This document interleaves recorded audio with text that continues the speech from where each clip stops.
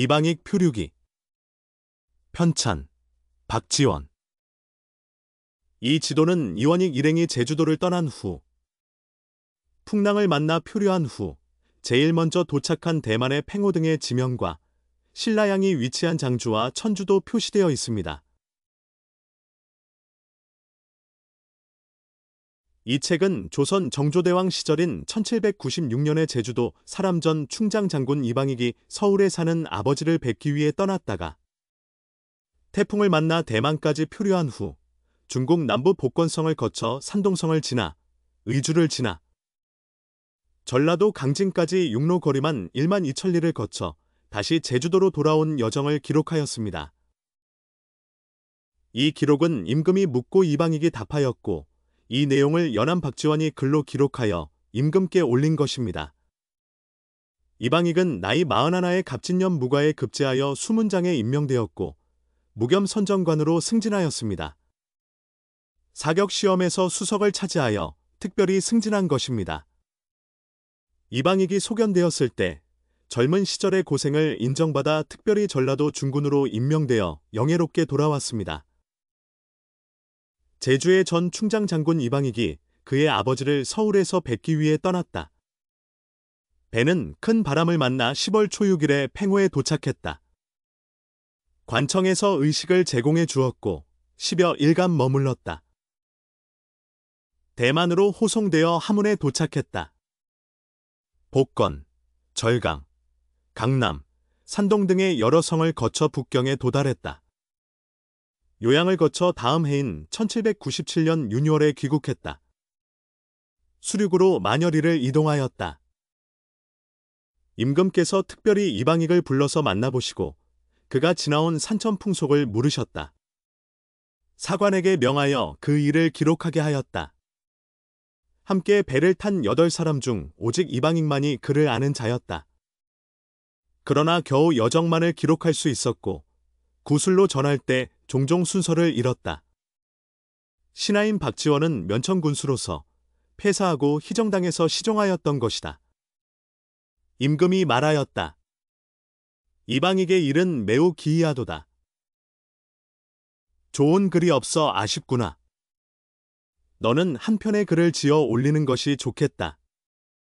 신하 박지원이 명을 받고 두려움과 감격에 물러나 그 일을 가져와서 약간 수정하였다.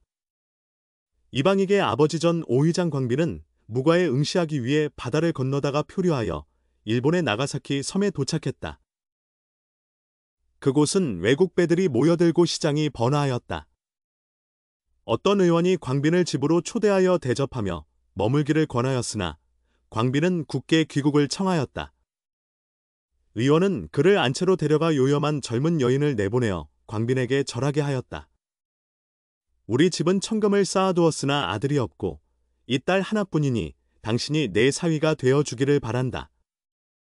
내가 늙어 죽으면 천금의 재산은 당신 것이다. 여자를 보니 치아가 하얗고 단단했으며 실로 처녀임이 틀림없었다.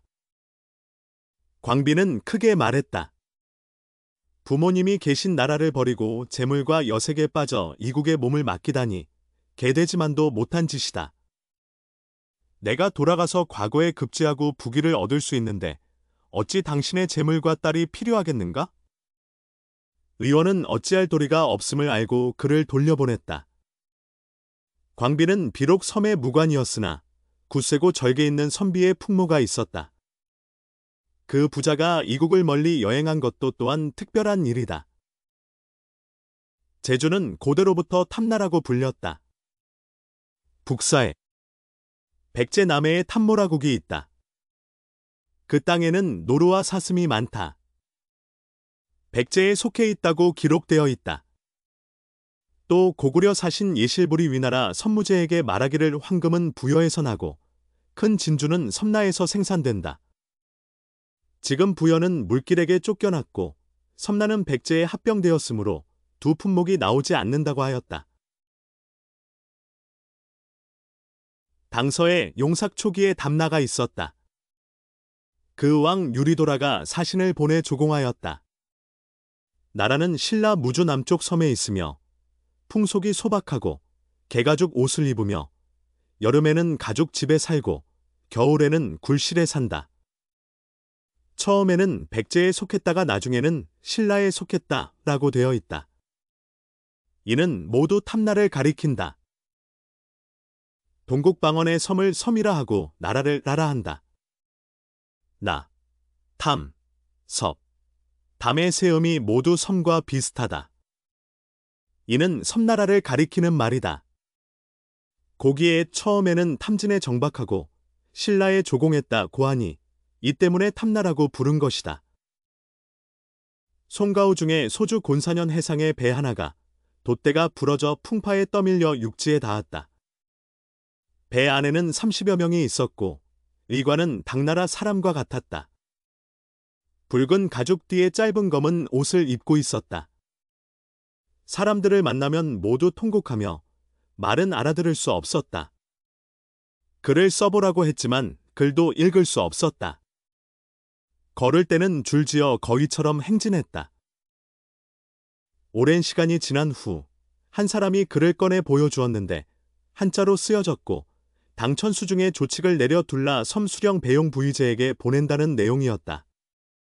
또 하나의 글은 고려에 올리는 표문으로 둘라섬이라고 칭했으며 역시 한자를 사용한 것이었다. 곤사년 관리가 사람을 보내 돛대를 고치게 했는데 돛대는 배에 심어져 있어 움직일 수 없었다. 장인들이 축을 만들어 돛을 올리고 내리는 법을 가르쳤다.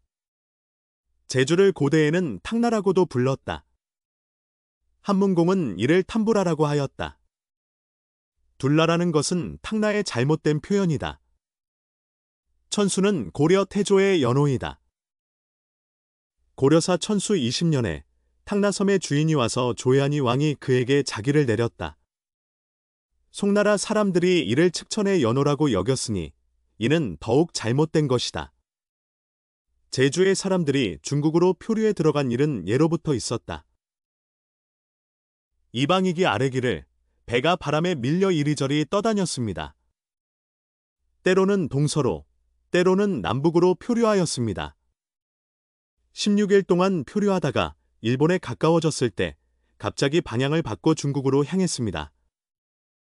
양식이 떨어져 며칠 동안 먹지 못하다가 큰 물고기가 배 안으로 뛰어들어 8사람이 함께 생으로 먹었습니다. 민물이 다 떨어졌을 때 하늘에서 큰 비가 내려 서로 다투어 비를 받아 마시며 갈증을 풀었습니다. 배가 처음 정박했을 때는 기절하여 정신을 차리지 못했습니다. 누군가 멀리서 서서 바라보다가 조금 있다가 무리를 지어와서 배 안에 옷가지 등을 수습하고 각자 한 사람씩 데리고 갔습니다. 30여리 떨어진 곳에 마을이 있었는데 가구 수는 30여 호쯤 되었습니다. 그 중에 관청이 있었고 현판에는 곤덕배천당이라고 적혀 있었습니다. 그들은 우리에게 쌀과 술을 주어 마시게 하고 불을 피워 옷을 말리게 하여 조금씩 정신을 차렸습니다. 그제서야 종이와 붓을 달라고 하여 서신을 작성해 물어보니 여기가 중국 남부 복건성에 속한 팽호지방임을 알게 되었습니다. 팽호섬은 서쪽으로 천주 금문과 마주보고 있다. 지리 기록에 따르면 이 섬에는 동길, 서길 등 36개의 섬이 있다. 바다를 건너는 사람들은 반드시 이 두 섬을 지나야 한다. 예전에는 동안원에 속해 있었다. 명나라 말기에는 이곳이 바다 가운데 있어 사람들이 흩어져 살았기 때문에 세금을 징수할 수 없었다. 그래서 이곳을 포기하자는 논의가 있었으나 이후 내지에서 요역을 피하기 위해 사람들이 종종 이곳으로 도망쳐왔고 그 중에서도 동안과 장주 사람들이 가장 많았다. 홍모, 즉 네덜란드인이 대만에 쳐들어와서 이곳을 점령했다. 그러나 정성공 부자가 차례로 이곳을 다시 점령하여 지키게 되었다. 이곳을 대만의 문호로 삼고 주변에는 36개의 섬이 있다. 큰 섬은 마저도 등이다. 항구 입구에는 2개의 포대가 있고 그 다음은 서서도 등이다. 각 섬 중에서는 서서두가 약간 높고 나머지는 모두 평탄하다. 하문에서 팽호까지는 물이 검푸른 색을 띠며 깊이를 알 수 없을 정도로 깊다. 배가 이 물을 항해하는데 바람을 잘 타면 7경반 만에 도착할 수 있다.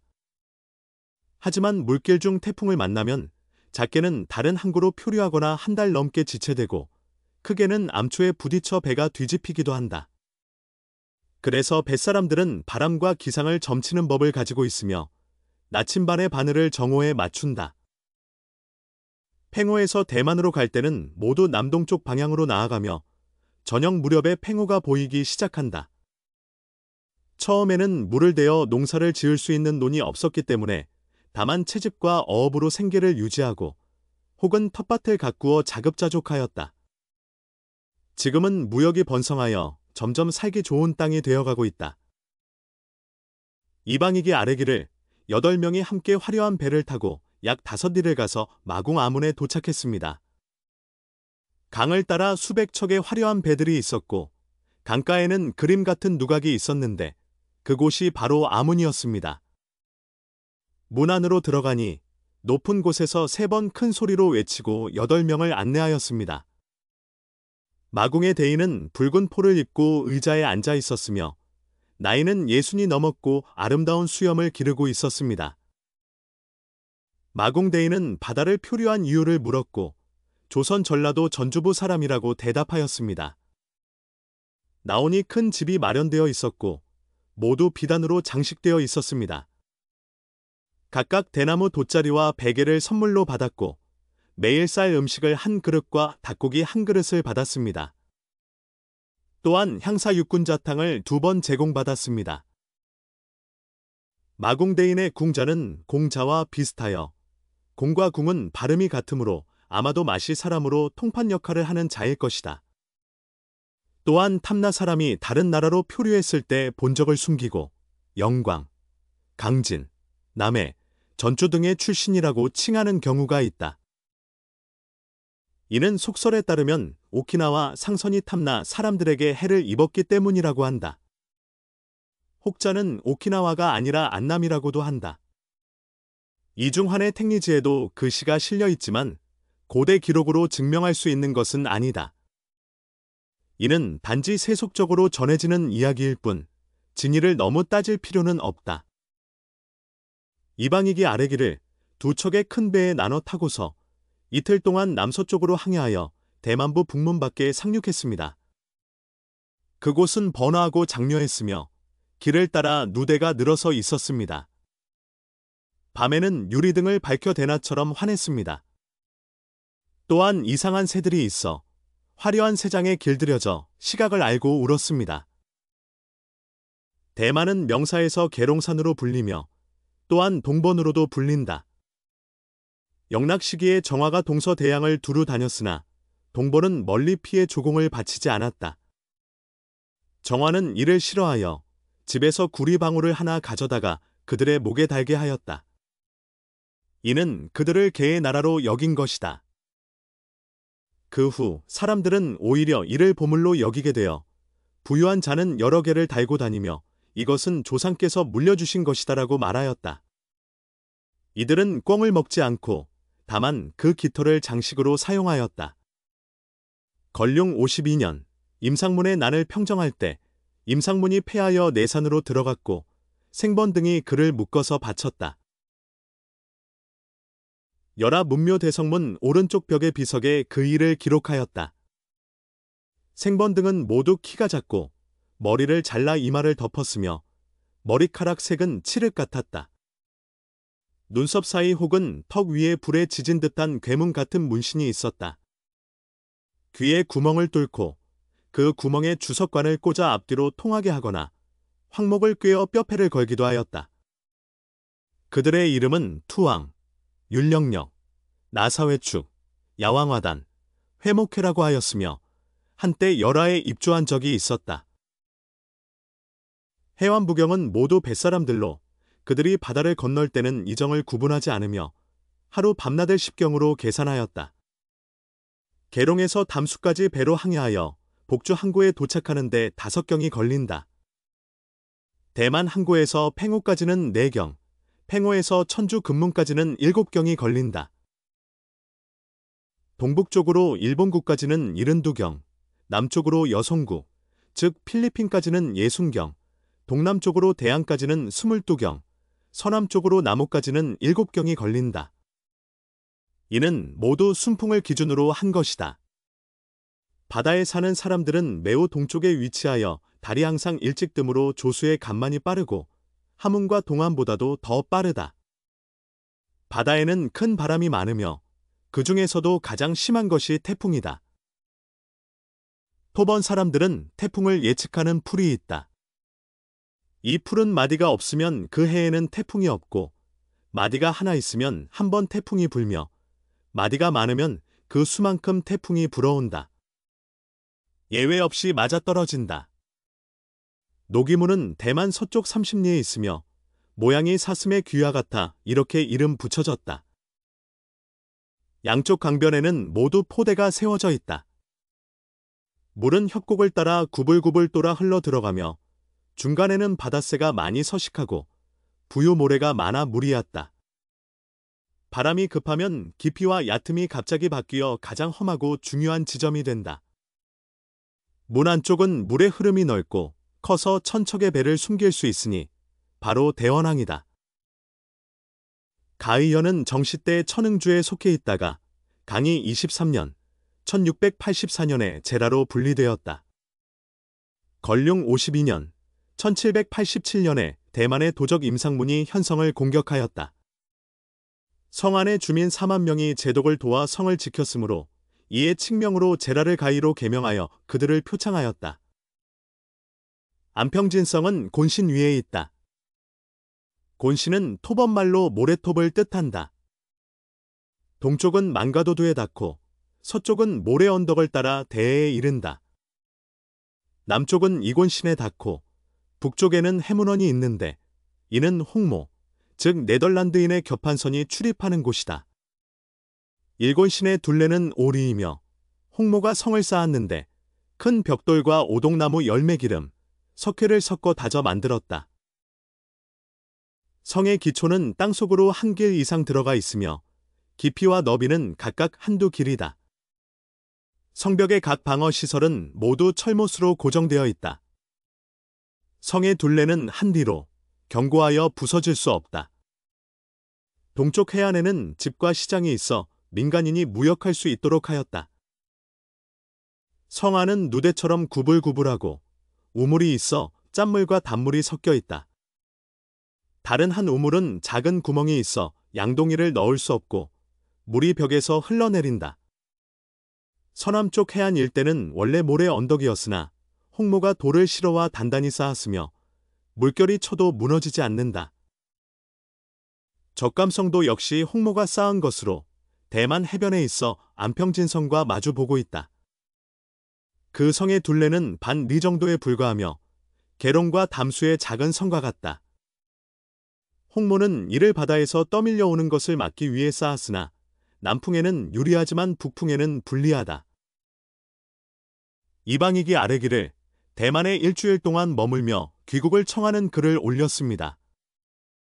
관에서 옷 한 벌을 주고 전별 잔치를 베풀어 주었습니다. 작별할 때는 손을 잡고 애틋하게 배웅하였습니다. 배가 하문에 도착하여 자양서원에 머물렀습니다. 들어가 주자의 상을 배하라니 수백 명의 유생이 찾아와 만나보았습니다. 길이 험해 조심조심 가다가 다시 대나무 가마를 타고 동안현을 지나 천주부와 흥하부를 지나갔습니다. 거기에는 큰 무지개다리가 있고 좌우에는 만척의 용선이 있어 노래와 악기 소리로 떠들썩하였습니다. 주자는 동안부를 주관하며 고사원을 지어 여러 유학자들과 함께 그곳에서 강학하였다. 현재의 서원은 아마도 그 유적일 것이다. 또한 원나라 지정기관의 음령인 공공준이 지어 대동서원이라는 이름을 하사받았으니 바로 이곳이다. 대용교는 곧 낙양교이다. 당나라 선종이 미행 중 이 산천의 아름다움을 보고 이에 이르러 탄식하며 말하기를 대단히 우리 집 낙양과 비슷하다라고 하였다. 그래서 이름을 낙양교라고 하였고 다른 이름으로는 만안교라고도 한다. 강구에는 또 양자교가 있는데 매우 길고 이는 이전부터 있던 것이다. 바다를 건너다 해마다 익사하는 사람이 무수히 많았다. 군수 채양은 돌을 쌓아 다리를 놓고자 하였으나 조수가 밀려와 인력으로 감당할 수 없음을 걱정하였다. 이에 바다의 신에게 경문을 보내고 한 관리에게 전하도록 하였다. 관리가 술에 취해 바닷가에서 반나절을 자다가 조수가 빠진 후 깨어나니 문서의 봉인이 이미 바뀌어 있었다. 도라와 채양에게 이를 보고하니 문서에는 단 하나의 초자만 있었다. 채양은 깨닫고 말하기를 신이 나에게 21일의 유시에 공사를 시작하라고 명령한 것이구나 하였다. 그 시기가 되자 조수는 과연 물러갔고 여들의 저녁 동안 공사를 마칠 수 있었다. 비용으로 1,400만 금을 들였고 길이는 360장이며 너비는 한 장 5척이다.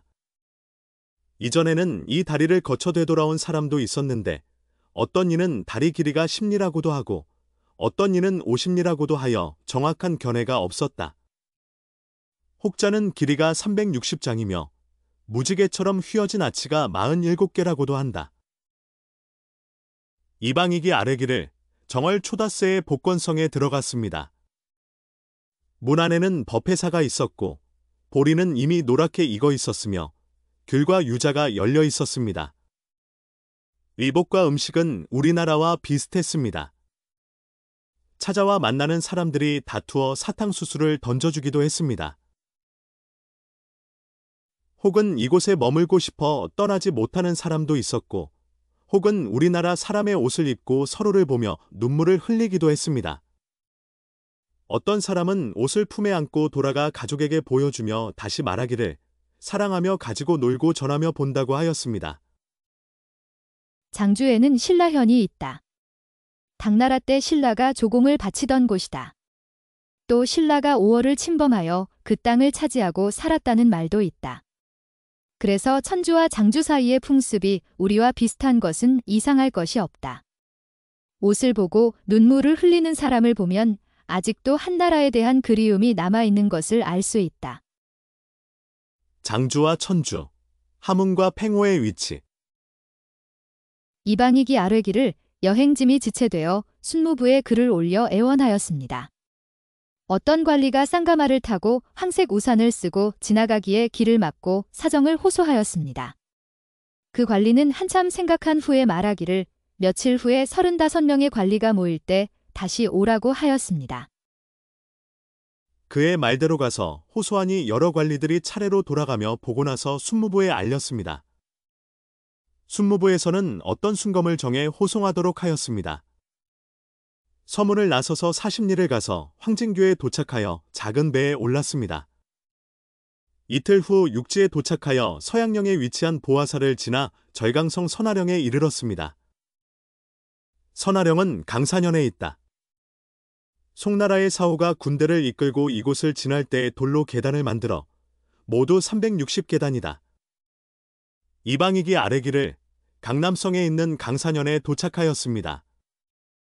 배를 타고 재촉하여 가는데 강 위에는 작은 배가 있고 어부가 수십 마리의 청부, 즉 푸른 오리를 실어 중류에 풀어놓았습니다. 청부는 물고기를 몰아 배 안으로 들어가게 하였습니다. 강산현은 강낭산이 있어서 그 이름이 유래되었습니다. 뱃사람들은 돼지를 기르며 곡식을 먹여서 돼지 고기의 맛이 특별합니다. 속담의 맛이 좋은 것은 대려 즉 오랑캐 나라의 양과 강산의 돼지라고 합니다. 또 물고기를 잡는 데 청부를 사용하였는데 이는 비오리로서 청부가 아닙니다. 다른 이름으로는 옥이라고도 합니다. 두보의 시에 집집마다 오기를 기르고 끼니마다 황어를 먹는다고 한 것이 이것입니다. 강남 지역의 그림들에도 종종 이 장면이 등장합니다. 이방익이 아뢰기를 용유현을 지나 엄주에 도착하여 자릉대에 올랐습니다. 대 옆에는 자릉사가 있었습니다. 항주부 북관의 대선사에 이르렀습니다. 산천의 수려함과 사람들의 번성함, 누대의 화려하고 웅장함에 눈이 미쳐 다 보지 못할 지경이었습니다. 큰 배들이 아련히 보였고 기녀 몇 명이 배 머리에서 놀고 있었으며 장식품들이 옷에 부딪혀 쨍그랑거리는 소리가 들렸습니다. 용고사는 용유현에 있다. 9개의 바위가 빼어나게 솟아있어 모양이 부용과 같다. 한나라 때 용구장이 이곳에 응거하였다. 엄광과도 친하여 낚시대는 바로 엄광이 응거하던 곳이다. 두 절벽이 우뚝 서 있고 그 사이로 건무의 물이 흘러내려가며 동료로 이어지는데 굽이쳐 흐르는 모습이 유유히 논이는 용과 같은 곳이 7비에 걸쳐 있다. 물이 불어나면 물살이 암초에 부딪혀 화살처럼 빠르게 흐른다. 산 허리에는 2개의 거대한 바위가 마주 서 있으며 기울어 떨어질 듯하다. 이를 낚시대라 명명하였는데 이는 하늘이 만들어 낸 것이다. 어떤 이가 그 위에 정자를 지었고 왼쪽에는 100척의 낚싯줄을 들이우고 오른쪽에는 작은 솥을 남겨두었다. 대에 올라 아래를 내려다보면 깊은 연못의 물빛이 노곡과 같고 산 기슭에는 수많은 나무들이 하늘을 찌르듯이 서 있다. 아래에는 19개의 샘이 있는데 이는 유구가 평가한 것이다. 이방이기 아래기를 항주에서 출발하여 6째 날에 소주에 도착하였습니다. 서쪽에 한산사가 있는데 황색 기와로 된 건물이 40칸 있습니다. 지연 왕공이 음식을 마련해 대접하고 유람을 하도록 하였습니다. 배로 10리를 가서 고소대에 이르고 다시 30리를 가니 악양루가 있었습니다. 이곳은 기둥을 구리로 만들었으며 창문과 문, 홀의 판자들은 모두 유리로 되어 있었습니다. 홀 바닥에는 연못을 파서 오색 물고기를 키웠습니다. 앞을 바라보면 동정호가 보였고 다시 호구사에 이르렀습니다. 이는 천하제일의 큰 절이라 불리며 7층의 불탑이 끝없이 펼쳐진 듯 보였습니다. 신하 박지원이 일찍이 중국 사람들이 강산과 항주를 아름답다고 하고 번화한 곳으로 소주를 으뜸이라 한다는 말을 들었습니다. 또 말하기를 여인의 머리 모양은 소주 스타일이 가장 좋다고 합니다. 이는 소주 한 고을의 세금이 다른 고을의 보통 10배에 달하는 것을 보면 소주가 천하의 제부가 나오는 곳임을 알 수 있습니다. 한산사는 한산과 습득이 머물렀기 때문에 그렇게 이름 붙여졌습니다. 동방 사람들은 장계의 시 고소성, 왜 한산사의 한 구절을 익숙하게 들어서 어디에서나 이 주제를 가지고 평가하지만 실제로는 흉내만 낼 뿐 진정한 한산과 진정한 고소를 몸소 방문한 적은 없습니다. 이제 방익이야말로 드디어 의관을 갖추고 창문을 밟게 되었습니다. 저수와 태호를 보고 그곳의 악양루라는 이름은 마치 꿈을 말하는 것과 같다고 할 수 있습니다. 태호에는 동동정이라는 이름이 있습니다. 그 안에 포산이 있는데 또 다른 이름은 동정산입니다. 이 동정이라는 이름을 빌려서 악주의 성서물로 이름을 가져다 붙였으니 이는 너무나 멀리 간 것입니다. 이제 태호에 관한 여러 기록을 덧붙여 귀로만 듣고 아는 이론을 깨고자 합니다. 태호는 옥은 서남쪽에 위치하며 넓이는 36,000경이다. 호수 안에는 72개의 산이 있으며 소주, 호주, 상주 세 줄을 끼고 있다. 다른 이름으로 구구, 입택, 오호라고도 한다. 우중상이 말하기를 태호는 동쪽으로는 장주의 송강과 통하고 남쪽으로는 오정의 첩계와 통하며 서쪽으로는 의흥의 형계와 통하고 북쪽으로는 진릉의 비호와 통하고 동쪽으로는 가흥의 구계와 연결되어 있다. 물이 모두 5갈래로 통하기 때문에 이를 오호라고 한다. 현재 호수 안에도 오호라는 이름의 호수들이 있다고 하였다. 이는 능호, 막호, 유호, 공호, 서호이다. 막리 동쪽의 둘레 30여리 되는 곳을 능호라 하고 그 서북쪽의 둘레 50리 되는 곳을 막호라 한다. 장산 동쪽의 둘레 50리 되는 곳을 유호라 하고 무석 오래된 해안가를 따라 둘레 190리 되는 곳을 공호라 한다. 서산 남서쪽에 둘레 60리 되는 곳을 서호라 한다. 외에 또 3개의 작은 호수가 있는데 이를 매량호, 금정호, 동고리호라 한다. 그러나 오나라 사람들은 이를 모두 태호라고 부른다. 태호에는 72개의 봉우리가 있다. 이는 천목산에서 시작하여 이어져 의흥에 이르고 태호로 들어가 여러 산을 이루고 있다. 호수의 서북쪽에는 14개의 산이 있으며 그중 마적산이 가장 크다. 또 동쪽에는 41개의 산이 있으며 그중 서동정산이 가장 크다. 다시 동쪽에는 17개의 산이 있으며 그중 동동정산이 가장 크다. 마적산과 두 동정산은 바라보면 아득하여 세상밖처럼 보인다. 그곳에 가면 무성한 숲과 평야, 마을, 우물, 집, 신선의 궁전과 불교 사원이 별처럼 흩어져 있고 바둑처럼 배열되어 있다. 마적산 북쪽으로는 진리와 부초가 큰데 이는 부차가 월나라에 패배한 곳이고 서동정산의 동쪽에 있다. 북쪽으로는 도서, 원산, 횡산, 음산, 봉여산, 장사산이 크고 장사산 서쪽으로는 충산과 만산이 크다. 동동정산 동쪽으로는 무산이 있으며 북쪽으로는 여산이 있고 서남쪽으로는 삼산, 걸산, 택산이 크다. 이 산들 위에도 몇백 가구가 거주하고 있으며 마적산 서북쪽에는 마치 돈을 쌓아 놓은 듯한 곳이 있는데 이를 전태라 한다. 약간 동쪽으로는 대올산과 소올산이 있으며 이들은 석산과 연결될 듯 끊어져 있다. 그 사이로 배가 지나가는데 이를 독산이라 한다. 마치 두 마리의 오리가 서로 마주 보고 있는 것처럼 보이는 곳은 동합산과 서합산이다. 그 중간에 세 개의 봉우리가 약간 남쪽으로 대타산과 소타산이 있으며 부초와 서로 마주 보고 있으나 다소 작아 소초라 부르고 두기라 한다. 범녀가 한때 머물렀던 곳이다. 서동정산 북쪽 공호에는 두 산이 가까이 있는데 이를 대공산과 소공산이라 한다. 마치 5개의 별이 모여 있는 듯한 곳을 오석부라고 하며 이를 묘부와 사부산이라 한다. 두 마리 새가 날아가면서 쉬는 듯한 곳을 나모산과 부고산이라 부른다.